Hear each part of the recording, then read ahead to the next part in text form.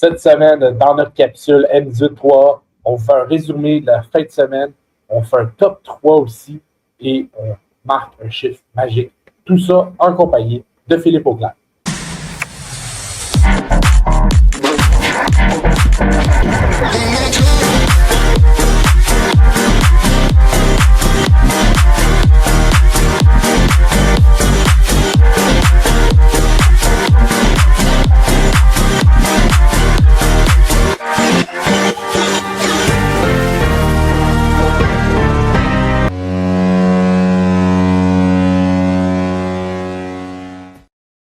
Et bienvenue à cette capsule M18.3, PO Normand en compagnie de Phil Auclair. Salut Phil, comment ça va? Salut PO, ça va très bien. Très bien, donc commence encore la semaine dans le M18.3. Résumé un peu de notre dernière fin de semaine d'activité dans le circuit Lévesque. Qu'est-ce qui s'est passé de toi? Une fin de semaine où les gardiens de but se sont mis en avant-plan. Plusieurs belles performances là, de gardiens de but là, tout au long de la semaine. Là. Juste à penser, là, si on commence là, par mercredi dernier, là, Magog était du côté de Saint-Hyacinthe, une victoire de 2-1. Zachary Poitras était sensationnel, 23 arrêts sur 24 lancés. Lac-Saint-Louis était du côté de Gatineau. Jesse Satov, superbe victoire. Là. C'est que Lac-Saint-Louis a de la misère, mais Satov a été là, très bon, 20 arrêts sur 21 lancés. Et Lévis, malgré une victoire convaincante de 8-2, là, Jonquière a quand même lancé 41 fois sur le gardien de but Zachary Lénès qui a fait 39 arrêts. Du côté de vendredi, là, Nathan Chénier des Grenadiers, là, 38 arrêts. Là, victoire par blanchissage, 3-0 face à Lac-Saint-Louis, mais Isaac Roy, là, 37 arrêts sur 39 lancés. Si ça n'aurait pas de lui, ça aurait pu être plus impressionnant. Du côté de Gatineau, Xavier Lassage, 40 arrêts sur 43 lancés. Donc, vous voyez la tendance, là. Il y a eu beaucoup de lancés, on voit des gardiens de but qui ont été là, sensationnels. Gardien de but, là, le nouveau gardien de but qui remplace Martis Fortin là, du côté de Saint-Eustache, là, Cousineau, malheureusement, là, j'ai un blanc de son prénom, 36 arrêts, là, première victoire M18-3A. Donc, félicitations là, au nouveau gardien de but du côté de Saint-Eustache. Le match de la fin de semaine, le Lévis du côté affrontait Laval-Montréal, match terminé en prolongation, 2-1 du côté de Lévis. Le Nathan Gagnon, 29 arrêts, 30 lancés. Caleb Pelletier, 30 arrêts là, sur 32 lancés. Donc, très belle performance. Zachary Lénès ce samedi, blanchissage, 33 arrêts. Zach Roy, là, celui que j'ai mentionné quelques instants, là, 50 arrêts sur 51 lancés. Donc, c'est très bon. Vraiment, les gardiens de but en fin de semaine là, ont eu de très belles performances dans le circuit Lévesque. La fin de semaine des gardiens dans le 3, dans le F18-3 quand même. Donc, je me doute que ton top 3 de la fin de semaine, on devrait avoir au moins un gardien de but. Là. Top 3 de la fin de semaine, exactement. Là, on voit là, des gardiens de but. Donc, mon premier choix, là, c'est Zachary Lénès. Là, 2 matchs, 2 victoires, 1 jeu blanc, 72 arrêts sur 75 lancés. Très belle performance de son côté. J'aurais pu aussi ajouter Isaac Roy. Là, on parle d'un total, là, si je ne me trompe pas, je regarde ma note, là, 87 arrêts sur 90 lancés d'une fiche d'une victoire, une défaite. Donc, soyez pas surpris que ce soit l'un ou l'autre, peut-être joueur défensif de la semaine dans le coup de rondelle, ça, c'est du caoutchouc, en effet. Par la suite, le Simon Chartier, défenseur des Chevaliers, là, 3 buts, 3 passes. Donc, très belle performance. Et Léo Gabriel Gosselin, là, 4 buts, 1 passe là, au courant de la semaine. Et lui qui a disputé un match avec le Drakkar de Bécomo aussi, là, au cours de la fin de semaine du côté de Québec. Donc, il a joué vendredi contre les Remparts et il a joué avec le SSF le reste de la fin de semaine. Oui. Millage pour le jeune Gosselin en fin de semaine comme ça. Là. Oui, beaucoup de millage, beaucoup de glace, mais vraiment, là, genre, le coach-entraîneur du Drakkar est très satisfait de son acquisition. Là. Je crois qu'il va être rappelé pour le voyage des Maritimes, je crois, à la fin janvier, si je ne me trompe Je te pas. confirme, ça a été dit dans les médias de Québec. Ben, c'est ce que je croyais avoir entendu. Donc, déjà, là, on voit là, une belle marque de reconnaissance là, pour ce jeune homme de 16 ans qui ne serait pas surpris que l'année prochaine fasse l'équipe là, avec le Drakkar. Là. On dit ça, on dit rien. Mais bon, On dit rien, mais vraiment, là, ton analyse semble correcte.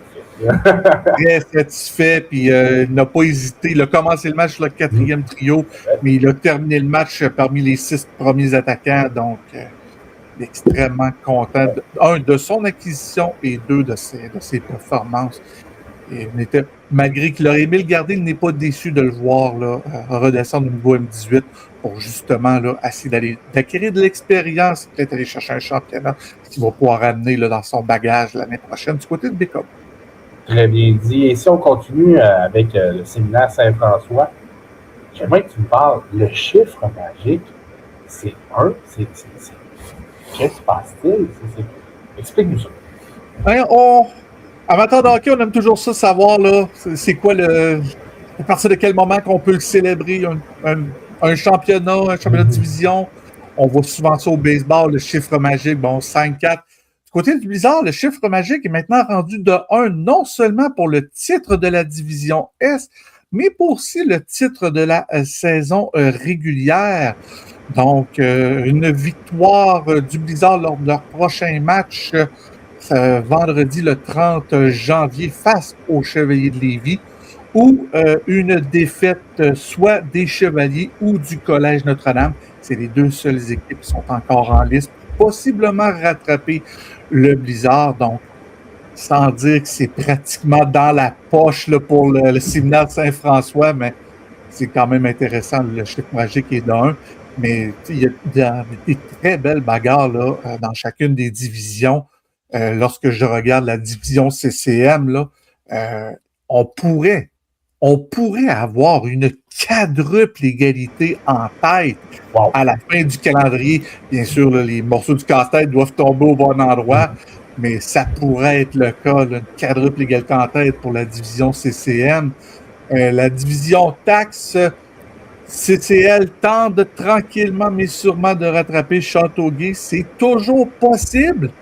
Mais Châteauguay, quand même, il a 8 points d'avance. Mais CCL doit regarder derrière parce que Magog n'est pas très loin, ni Saint-Hyacinthe. Donc, ça risque d'être très intéressant de ce côté-là aussi. Des belles bagarres à suivre d'ici la fin de la saison.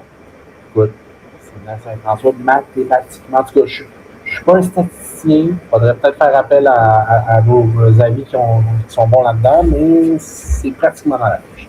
Donc, à suivre. Philippe, petite semaine dans le CPM 3 cette semaine. Que se passe-t-il? Parle-nous de ça. Là. Il y a de quoi quand même cool qui a lieu cette semaine. Petite semaine en termes de matchs de ligue, donc seulement des matchs ce mercredi. Magog est du côté de Charlemagne, je viens de mentionner, là, une victoire de Magog resserrerait drôlement le classement entre les 2 formations. Châteauguay sera du côté de Saint-Hyacinthe, donc vraiment là, la division taxe sera à l'honneur de ce côté-là. Le Collège Esther Blondin sera du côté de Lac-Saint-Louis et Trois-Rivières sera du côté de Lévis. Donc, si Lévis perd ce match, déjà, là, ça va... on pourra déjà pratiquement cocher là, une chose sûre là, du côté du Blizzard. Ça ne sera pas officiel, mais ça sera pratiquement... Ça va s'en venir officieux. Ça va devenir pratiquement officieux. Et donc, c'est les seuls matchs là, au courant de la semaine. Pourquoi? Vous savez, là, c'est les 50e de la Ligue M18-3. 3 formations originales, donc les Riverains du Collège de Charlemagne, les Lions du Lac-Saint-Louis et le Blizzard du séminaire Saint-François sont toujours là parmi ces équipes qui célèbrent leurs 50 ans.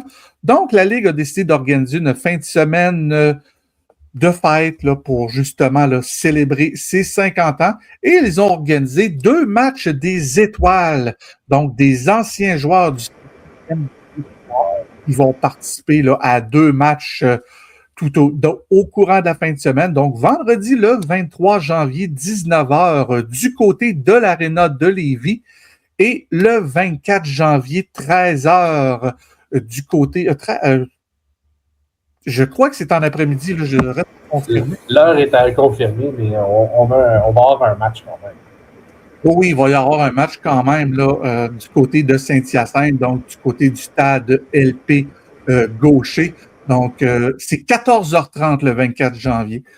Donc, Merci, Phil. stade LP Gaucher. Donc, plusieurs grandes vedettes du circuit M18-3. Donc, Maxime Talbot, Bruno Gervais, Guillaume Latendresse, Alexandre Burrows, Jocelyn Thibault, André Roy, Marc-André Bergeron, qui seront de la partie. Il y a d'autres noms, bien sûr, qui vont s'ajouter là, au courant de la semaine. Donc, vendredi, du côté de Lévis, à l'Arena de Lévis, là, 1500 places de disponibles. Le stade LP Gaucher aussi, là, ceux qui connaissent Saint-Hyacinthe. Très belle aréna, là, anciennement l'aréna de laser de Saint-Hyacinthe. Et il est capable facilement de rentrer 2000-2500 personnes. On peut être en mascolé, mais il y a moyen d'avoir du fun. Oui. Donc, ça sera très intéressant de ce côté-là. Donc, c'est les 50 ans de la Ligue, ça va permettre là, de fêter la Ligue. Célébrer la Ligue et tout ça. Puis, on a donné des noms quand même, là, des bons ambassadeurs du circuit M18-3 à travers les années. Donc, ça va être plaisant de surveiller. C'est des bons ambassadeurs et c'est des gens qui redonnent à la communauté M18-3. Bruno Gervais fait partie du conseil d'administration des Gaulois. Marc-André Bergeron est entraîneur-chef des Estacades de Trois-Rivières. Donc, c'est vraiment des gens qui ont redonné à la communauté québécoise, dont Alexandre Burrows. Les gens du décaqué connaissent Alexandre Burrows, c'est la Coupe Burrows, comme on entend là, partout au Québec. Jocelyn Thibault, l'ancien président de Hockey Québec. Donc, beaucoup de Québécois qui seront réunis là, du côté de Lévis et Saint-Hyacinthe en fin de semaine.